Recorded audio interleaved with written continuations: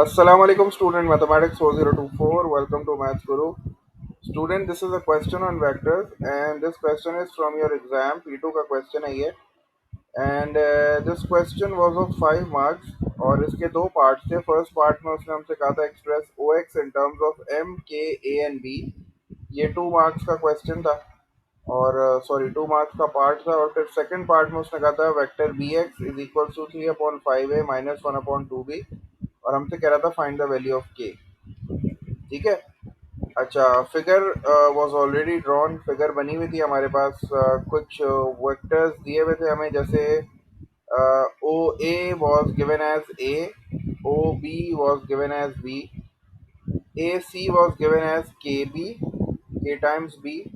और फिर उसने ओ सी पे एक पॉइंट लिया हुआ था एक्स और ओ एक्स के बारे में उसने इन्फॉर्मेशन दी थी कि vector O X is equals to M times vector O C. ठीक है, ये कंडीशन हमें क्वेश्चन में गिवन थी और हमें क्या करना था, we have to express O X in terms of M K A N B. अब आप बोलोगे सर ओ एक्स तो पहले से ही जो है वो गिवन है एम टाइम्स ओ सी, लेकिन प्रॉब्लम ये है कि वो कह रहा है कि भाई ओ एक्स जो है ना उसको एम के ए और बी की फॉर्म में एक्सप्रेस करो. तो एम तो है ओ एक्स की इक्वेशन में, लेकिन के ए और बी नहीं है. तो इसका मतलब है कि ये चीज़ें मुझे इंट्रोड्यूस करानी पड़ेंगी इसमें. तो चूंकि मुझे यहाँ उसने कंडीशन दी हुई है कि वेक्टर ओ एक्स जो है वो एम टाइम्स ओ सी के बराबर है, तो अगर मैं ओ सी की वैल्यू निकाल लूँ और वो यहाँ पुट कर दूँ तो मेरा फर्स्ट पार्ट तो ऑटोमेटिकली सॉल्व हो जाएगा. तो ओ सी की वैल्यू निकालने के लिए मुझे फिगर को देखना पड़ेगा कि क्या मेरे पास सारी रिक्वायरमेंट्स हैं, क्या मैं ओ सी फाइंड कर सकता हूँ. ओ सी का मतलब है कि मुझे ओ से सी जाना है. ओ मेरा स्टार्टिंग पॉइंट है, सी मेरा एंडिंग पॉइंट है. तो ओ आपको यहाँ पे नज़र आ रहा है ये, और सी आपको यहाँ पे नज़र आ रहा है. तो ओ से मुझे सी जाना है, तो उसके लिए जो मैं रूट ले रहा हूँ वो दो रूट है. देखो मेरे पास एक तो ये है कि मैं पहले ओ से ए चले जाता हूँ और फिर मैं ए से सी आ जाऊँगा. ठीक है, ये एक रूट तो ये हो गया. इसमें फ़ायदा क्या है कि मुझे ओ ए की भी एक वैल्यू गिवन है और ए सी की भी मुझे वैल्यू गिवन है और दोनों जो है वो सेम डायरेक्शन में है, तो मुझे सिर्फ इनको ऐड करना है. लेकिन अगर मैं दूसरा वाला रूट देखता हूँ, अगर मैं ये कहता हूँ कि यार पहले मैं ओ से बी चले जाऊंगा और फिर मैं बी से सी चले जाऊंगा, तो प्रॉब्लम ये है कि बी टू सी मुझे मालूम नहीं है. तो इसीलिए मैं ऐसा रूट नहीं सेलेक्ट करता जिसमें मुझे कुछ अननोन हो. तो फ़ायदा ही नहीं है, फिर मैं एक्सप्रेस नहीं कर पाऊंगा. तो मैं पहला वाला ही रूट ले लेता हूँ.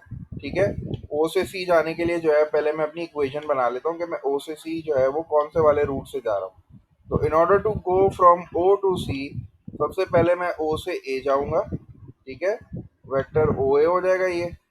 और उसके बाद फिर मैं जो है वो प्लस, फिर मैं ए से सी चले जाऊंगा. तो I will reach my destination, मैं अपनी डेस्टिनेशन पे पहुंच जाऊंगा. तो ये हो गया ए सी. अब दोनों की वैल्यूज़ मुझे पता है बिल्कुल, मुझे सिर्फ पुट करना है. ओ ए की वैल्यू कितनी है, ओ ए की वैल्यू है स्मॉल ए, और ये हो गया प्लस ए सी की वैल्यू कितनी है, ए सी की वैल्यू है के टाइम्स बी. तो ये जो है आपके पास ओ सी की वैल्यू आ गई. Now you just have to put this value. ये जो हमें क्वेश्चन में कंडीशन गिवन है इसमें हमें वैल्यू पुट करनी है और हमारा फर्स्ट पार्ट जो है वो सॉल्व हो जाएगा. फर्स्ट पार्ट में मैं यहाँ लिख देता हूँ ओ एक्स कितना आ जाएगा, vector O X will be equals to M जो है वो एज इट इज रखते हैं. ठीक है, क्योंकि एम जो है वो हमारे पास बाहर है ब्रैकेट के, और सॉरी हमें ब्रैकेट बनाना पड़ेगा क्योंकि ओ सी जो है उसमें दो टर्म्स है. तो ए प्लस के बी हो जाएगा. और if you want to simplify it, simplify कर लेते हैं क्योंकि हमें आगे जो है ना ये काम आएगा ओ एक्स. तो इसको थोड़ा सा सिंप्लीफाई कर लेते हैं. सिंप्लीफाई करने के लिए मैं क्या करूँगा, I will just multiply M, M और ए को मल्टीप्लाई कर देता हूँ. तो ये जो है वो एम ए बन जाएगा. और यहाँ पे आऊँगा तो एम के बी बन जाएगा. एम मल्टीप्लाई होगा तो एम के और बी बन जाएगा. तो ये तो मेरा फर्स्ट पार्ट का आंसर आ गया. ठीक है, मैंने अपने ओ एक्स को इन टर्म्स ऑफ एम के ए और बी जो है वो एक्सप्रेस कर लिया. तो moving on to the next part. The next part says vector B X is equals to 3/5a minus half B, और मुझसे कह रहे हैं के की वैल्यू फाइंड आउट करो. अब ये जो उसने मुझे वेक्टर बी एक्स दिया है इसमें तो के कहीं भी नहीं है. तो अगर के नहीं है तो हाउ कैन आई फाइंड के. तो उसका आंसर ये है कि by looking at the figure, अगर मैं बी एक्स फाइंड आउट कर लूँ, बी एक्स मतलब मुझे बी से एक्स जाना है, और मैं जो है वो एक रूट डिसाइड करूं और मैं अपने बी एक्स को जो है वो अकॉर्डिंग टू दिस फिगर उसकी एक वैल्यू निकाल लूँ और उसको इस गिवन वैल्यू से कंपेयर कर लूँ, तो I can find out the value of K. तो मैं के की वैल्यू बड़ी आसानी से फाइंड आउट कर लूंगा। कैसे? चलो पहले रूट डिसाइड करते हैं कि बी से एक्स कैसे जाऊं, क्योंकि ये तो एक बी एक्स की वैल्यू गिवन है लेकिन इसमें के नहीं है। मैं जो फिगर से वैल्यू निकालूंगा ना बी एक्स की, उसमें के होगा लाजमी, क्योंकि मेरे पास फिगर में के है। ठीक है, तो मैं क्या करता हूँ, by using this figure B X की एक वैल्यू निकाल लेता हूँ। ठीक है, बी से एक्स जा रहा हूँ, एक रूट डिसाइड करता हूँ और एक जो है वो बी एक्स की एक वैल्यू निकाल लेता हूँ। फिर उस वैल्यू को अपनी गिवन वैल्यू से कंपेयर करूंगा और I will find out the value of K. तो पहले एक काम ये करते हैं कि भाई बी एक्स का रूट डिसाइड कर लेते हैं कि अगर मुझे बी से एक्स जाना है तो बी से एक्स जाने के लिए जो है वो मैं कहाँ कहाँ से जा सकता हूँ। तो बी से एक्स जाने के लिए मेरे पास एक बड़ा सिंपल सा रूट है, क्योंकि मुझे देखना होता है कि मुझे सारी चीज़ें पता होनी चाहिए। तो बी से एक्स जाने के लिए I will go from B to O. मैं पहले बी से ओ जाता हूँ। ठीक है, पहले मैं बी से ओ चले जाता हूँ। ये मैंने क्यों सेलेक्ट किया, क्योंकि बी ओ की वैल्यू मुझे गिवन है। और फिर मैं जो है वो ओ से एक्स चले जाऊंगा। ओ से एक्स मैंने अभी फर्स्ट पार्ट में फाइंड आउट किया, तो ओ से एक्स की भी मुझे जो है वो वैल्यू पता है। जल्दी से वैल्यूज पुट करो और बी एक्स की जो है वो एक वैल्यू फाइंड आउट करो इन टर्म्स ऑफ के। तो बी ओ कितना हो जाएगा, बी ओ जो है वो बी साइड पे जा रहा है, तो ये मुझे साइन चेंज करना पड़ेगा, ये हो जाएगा माइनस बी। माइनस बी के साथ जो है ना ये पूरा का पूरा मैं ओ एक्स की वैल्यू लिख दूंगा। ओ एक्स की वैल्यू कितनी हो गई, ओ एक्स की वैल्यू है एम ए प्लस एम के बी। ठीक है, अच्छा अब मैं थोड़ा सा ना इसको सिंप्लीफाई और कर लेता हूँ, क्योंकि मुझे कंपेयर करना है। मुझे इसको कंपेयर करना है टू द गिवन वैल्यू। तो गिवन वैल्यू में ए और बी है, तो मैं ए और बी को अलग अलग कर लेता हूँ। ए और बी को मैं अलग अलग कैसे करूंगा कि ये जो एम ए है इसको मैं स्टार्ट में लिख लूंगा, क्योंकि ये ए वाला हो गया। तो एम ए मैंने स्टार्ट में लिख लिया और ये जो है इसमें से मैं बी कॉमन ले लेता हूँ। ठीक है, पहले मैं काम करता हूँ, कंफ्यूजन हो जाएगी, पहले मैं ये लिख लेता हूँ। ये हो गया एम के बी, ये हो गया एम के बी। और फिर ये जो माइनस बी था ना ये मैंने बाद में लिख दिया ऐसे। ये मैं क्यों कर रहा हूँ, because I have to compare these two values, क्योंकि ये भी बी एक्स की वैल्यू है और ये भी बी एक्स की वैल्यू है। तो दोनों वैल्यूज को कंपेयर करने के लिए मैं ये देख रहा हूँ कि भाई ये जो गिवन वैल्यू है ना उसमें ए है और बी है।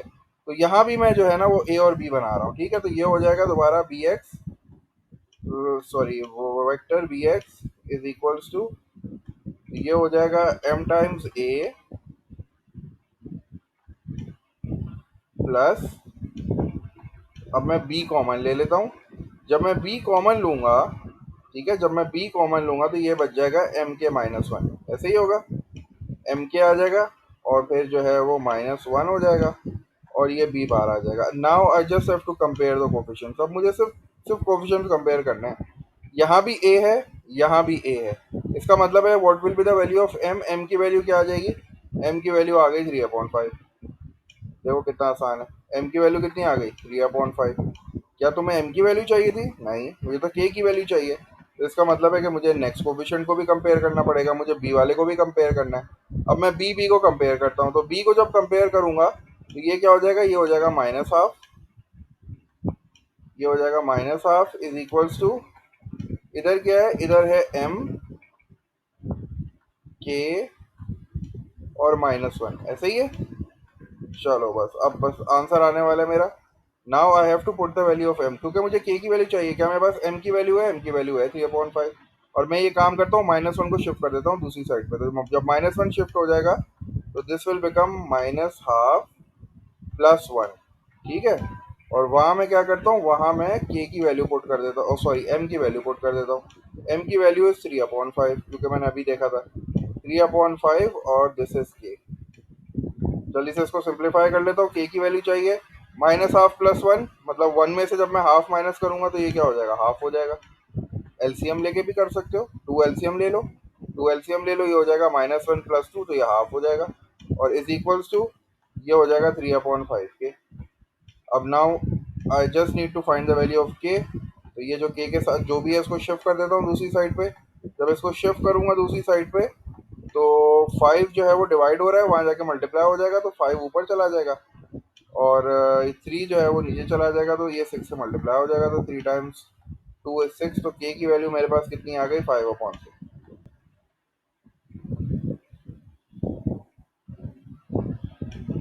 तो दैट ये आ गई के की वैल्यू हमारे पास भाई 5/6।